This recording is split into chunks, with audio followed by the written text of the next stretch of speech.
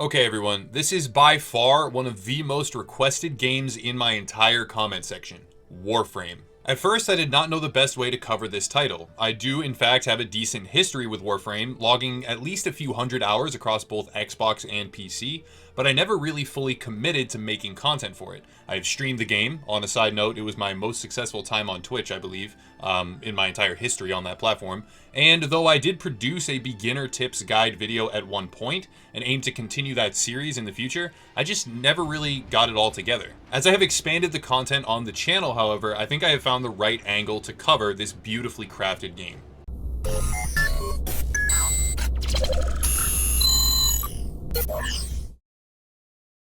Destiny, Battlefront 2, or Metal Gear Survive. What are these titles doing wrong versus Warframe, Path of Exile, or Monster Hunter World? What are these games doing right? The answer is in their monetization. It's no secret at all that video game development is a costly endeavor, but developers and publishers have a great many choices at their disposal when it comes to which methods they utilize while financing new projects and content.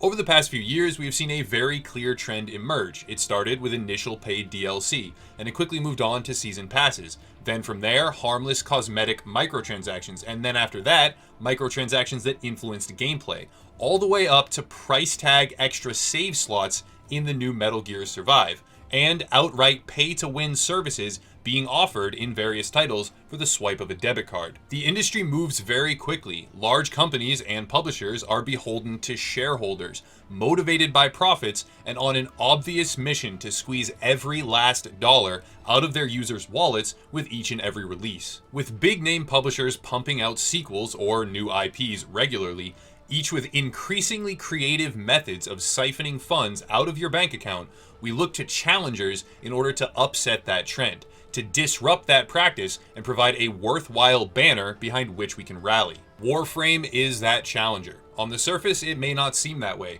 Arguments can be made that Warframe employs the exact same microtransactions which outrage gamers in other communities. But the truth is, when you dig a little bit deeper, it becomes clear that Warframe has branched away from the pack and constructed a framework for monetization which leads to a healthier, happier, and more satisfied core player base while still allowing the developers to further grow their community, maintain their dedicated players, and provide consistent, high-quality content at an ever-increasing pace and caliber. No! Destiny's better!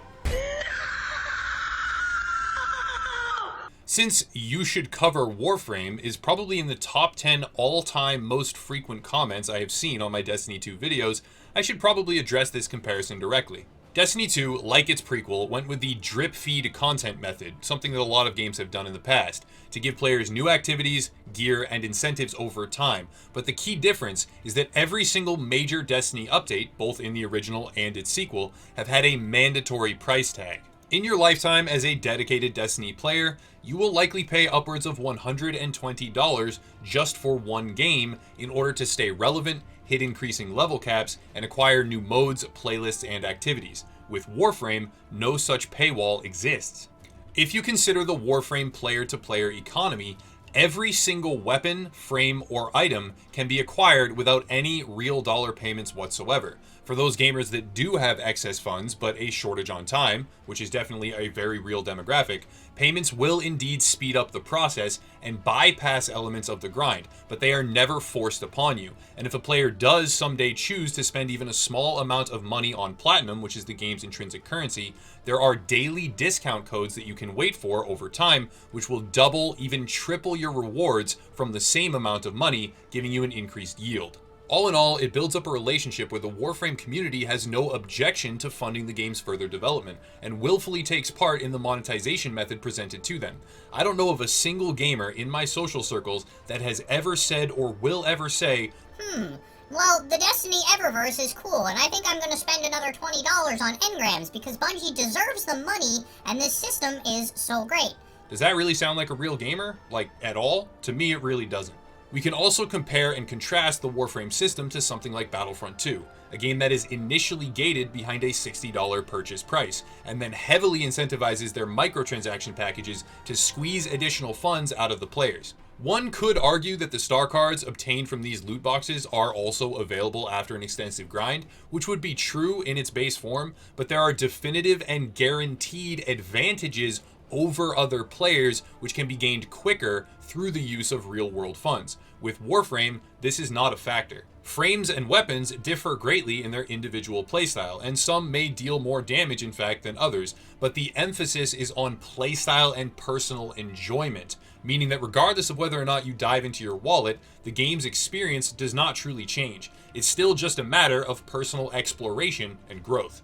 With such a successful monetization method in place, the game has also expanded to cover its previous weaknesses. There are now significant and beautifully crafted story elements present. Admittedly, they take place later in the game after certain thresholds, but they exist nonetheless and illustrate a gorgeous and expanding universe of lore. These quests were part of the great many free updates and content drops post-release. The game has had well over 20 different major updates since its launch, by the way, and they are a product of successful funding, based on a mutually beneficial relationship between consumer and developer. With one of the more recent expansions, the Plains of Eidolon, the game has also begun to assimilate popular open-world elements into its structure, and continues its ever-advancing march up the charts in concurrent player count.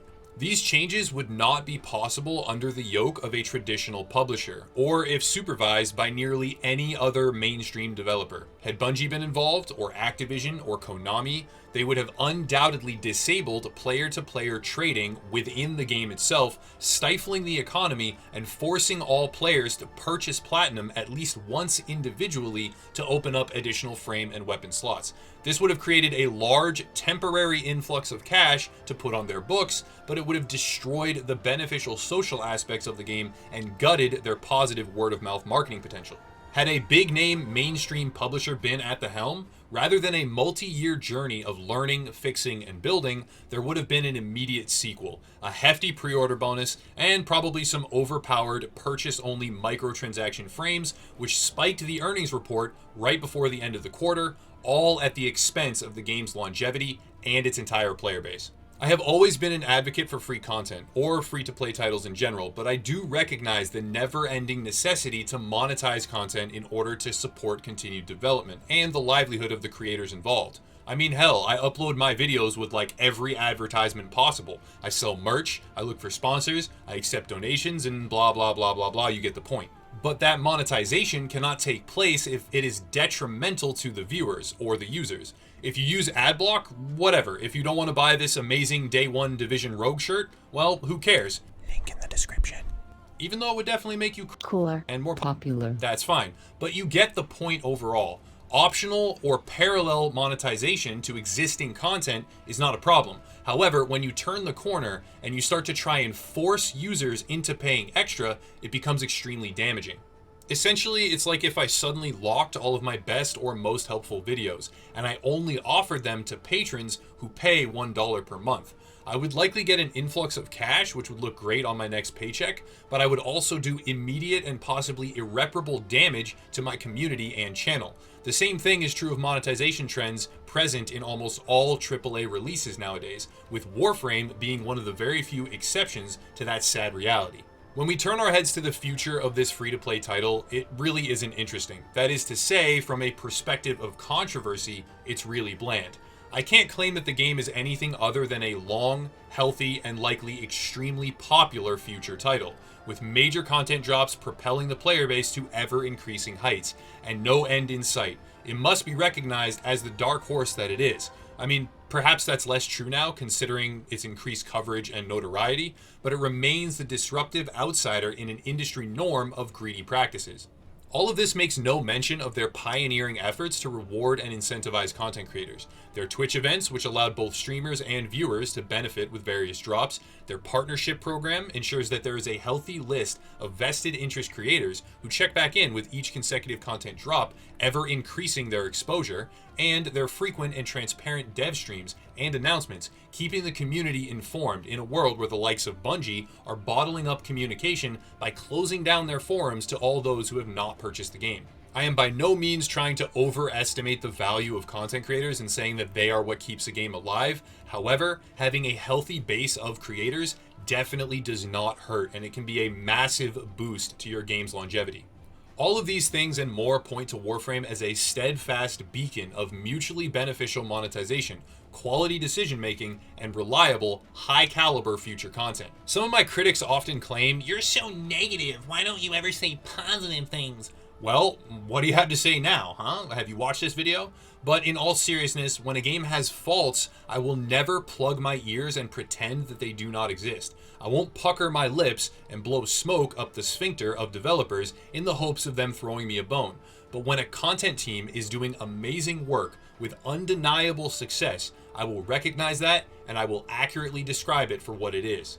That's pretty much going to wrap it up for this video. Check out the links down below for various different ways to support or get involved with Upper Echelon, particularly the website forums, as that's an area where we are going to be expanding in the future, and we really welcome community feedback. As always, thank you for watching, and have a nice night. Oh, actually, PS, the same way that people ask me to cover Warframe and its future, if you have a further recommendation or a different title that you'd like to see me do a video on, please leave it in the comments down below. That's been super helpful as I kind of experiment with content on the channel. So if you have, a further idea or a different title or a different game, just leave that in the comments. I'm going to try to actually incorporate that and do the stuff that the community really wants to see. But that's going to be all now.